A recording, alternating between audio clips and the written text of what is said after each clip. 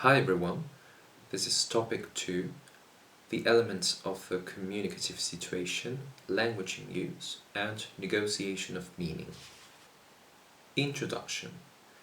The acquisition of communicative competence is the acknowledged aim of all language instruction, and as such it is contemplated in the Common European Framework of Reference for Languages, the subsequent companion volume, and the official curriculum for official language schools. Students are expected to have a functional knowledge of English in this case, and appropriate communicative skills to use it in both written and oral communicative situations. Indeed, when learning a language, not only is it important to learn how to compose and comprehend sentences as isolated linguistic units, but also to learn how to use them appropriately to achieve a communicative purpose. In this sense, this topic will be devoted to the communicative function of language and, more precisely, to the study of language in use and its implications for the language classroom. The elements of the communicative situation. Communication may be defined as the process of transferring information from a sender to a receiver, with the use of a medium in which the communicated information is understood. Communication could also be generally described as a continuous process of expression, interpretation, and negotiation, which depends on the cooperation of all the participants. In the treatment of the process of communication, different phases may be listed. First, we have the selection of the content to transmit. Right after that, the encoding of the message. Later on, the transmission of the message through a given channel. Then the decoding of the message, and finally the apprehension of the transmitted content. One of the most productive schematic models for a communication system emerged from the Russian linguist Roman Jakobson, who stated that in any act of verbal communication, the following 6 constituents can be found. First, we have the sender, then we have the receiver. Right after that, there's the code, the message, the context, and the channel. The message model. The message model is where the speaker acts as a transmitter, the hearer acts as a receiver, and the vocal auditory path is just the relevant channel. This model predicts that communication is successful when the hearer decodes the same message that the speaker encodes. As a corollary, it predicts that communication breaks down if the decoded message is different from the encoded one. So in order to determine the meaning of expressions, the hearer must be able to mentally process sentences that reflect complex structural properties of human language. However, the decoding process does not end here, and that's why the message model encounters a number of problems such as disambiguation, undetermination of reference, undetermination of communicative intention, non-literality, for example when using metaphors, irony or sarcasm, and indirection. The inferential model. So this model tackles the problems encountered by the message model, since it defines successful communication in a different way. According to this model, linguistic communication is successful when the hearer, upon hearing an expression, recognizes the speaker's communicative intention. And this works because the speaker and the hearer share a system of inferential strategies. So the inferential model proposes that in the course of learning how to speak a language, we also learn how to communicate in that language, and that involves acquiring a variety of shared beliefs and presumptions. Language in use. The distinction between usage and use goes back to Saussure's distinction between langue and parole, and also Chomsky's similar distinction between competence and performance. So, usage is the aspect of performance showing the speaker's knowledge of linguistic rules, whereas use is the aspect of performance, showing the speaker's ability to use that abstract knowledge for effective communication.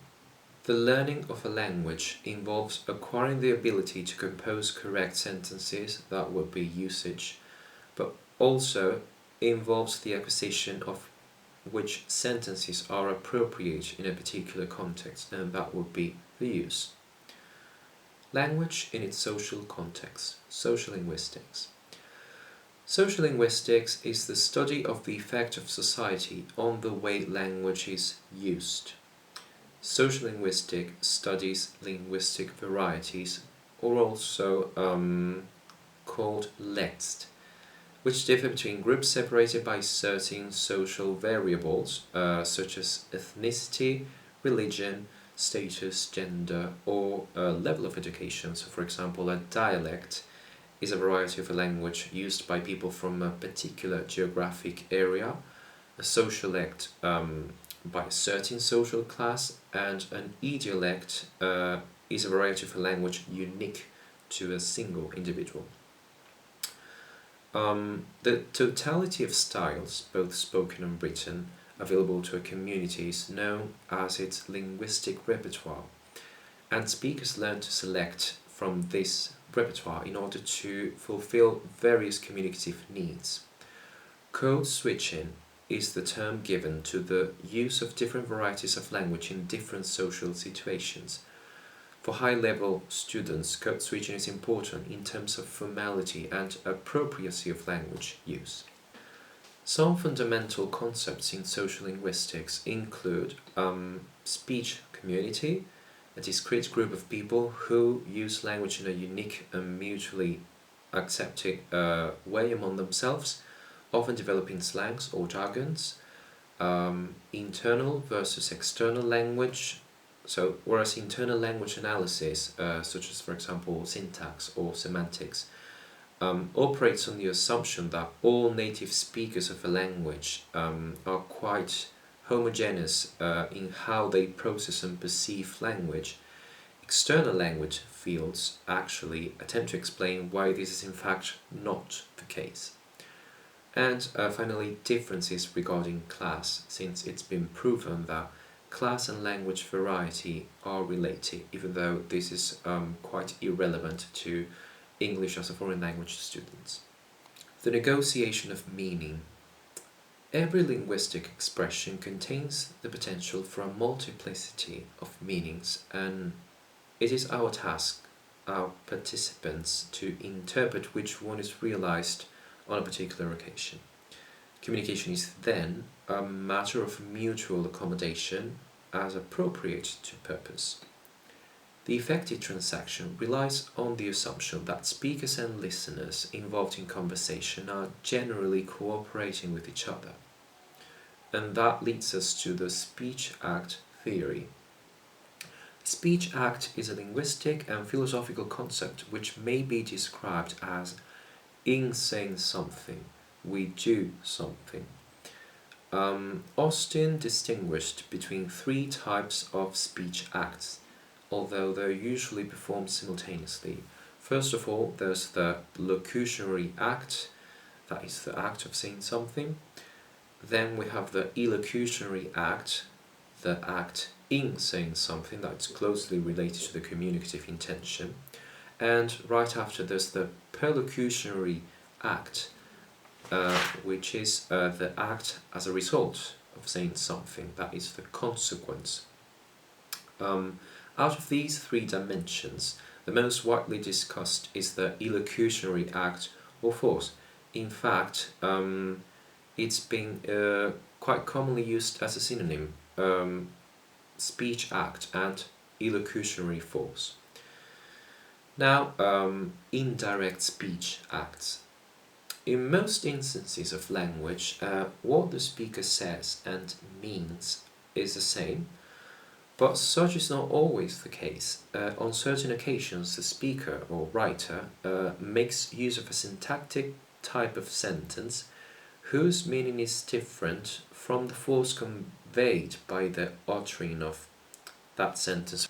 So for example, when one says, "Can you please close the window?" even though that's an interrogative sentence, the illocutionary force is not that of a question, but rather of a request. So when the typical correspondence between clause type and speech act does not hold, as in the previously mentioned example, we speak about indirect speech acts, which are defined by Searle as sentences that contain the illocutionary force indicators for one kind of illocutionary act and can be altered to perform, in addition, another type of illocutionary act. This way, in indirect speech acts, the speaker communicates more than they actually say by way of relying on mutually shared background information.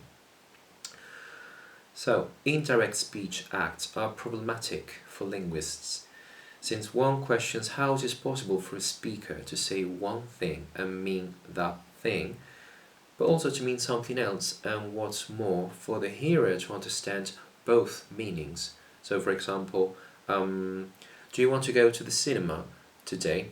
I have lots of things to do.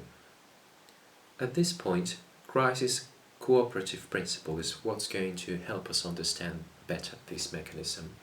The cooperative principle. Grice developed this principle where he suggests that there's a set of assumptions regarding the conduct of conversation. This principle forces speakers to express themselves in such a way as to not impede communication, and hearers to assume that whatever is addressed to them is designed to make sense. So this principle is elaborated in 4 maxims: the maxim of quantity, the maxim of quality, the maxim of relevance, and the maxim of manner. By all means, Grice's point is not that we always adhere to these maxims, since one can perfectly breach one of these maxims and the communication would still be successful. And that's what we call implicatures. There are 2 types of implicatures: the standard implicatures, which do not require particular contextual conditions to be inferred. And then we have conversational implicatures, where the speaker deliberately breaches Grice's maxims. This way, it can be seen that conversations are somehow cooperative efforts, that is, attempts on the part of both the speaker and the listener to produce relevant utterances which can be easily understood by the other person. The theory of politeness. Politeness can be defined as the practical application of good manners as far as the contemporary conventional norm within a society, social class, or group is concerned. Important aspects related to politeness are hierarchy, social distance, social power, and weight of the imposition.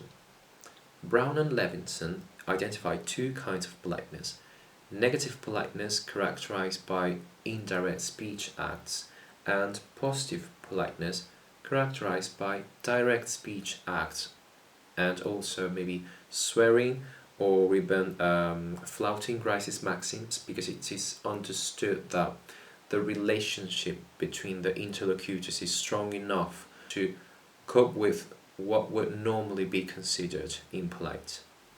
Brown and Levinson's research also suggests that particular societies and cultures may place greater emphasis on one or rather of these forms of politeness. So, for example, English has been identified to stress negative politeness. In conclusion, as teachers, we need to decide what importance shall be given to the system of the language, that is, the form, as compared to a functional communicative approach based on real language use. Obviously enough, learners need to understand the purpose of communication, but also know how to achieve that purpose through linguistic forms. It's also been seen that effective communication requires language to be placed in its socio-cultural context, since social functions are crucially involved in the interpretation of messages. This way, structural approaches become insufficient while notional, functional, and communicative approaches will yield for greater success. They account for how language is used for communicative situations, and therefore they bear in mind social-cultural factors. Finally, it's also been seen that every linguistic expression contains the potential for a multiplicity of meanings, which is always a major problem for foreign language students. Nuances of meaning in different words and expressions are often lost to them. From this, it follows that sentences need to be understood in context. Understanding what people mean is not the same as understanding the words they use. So in this sense, learners should be trained to go beyond what is said and recognize those communicated meanings via inference.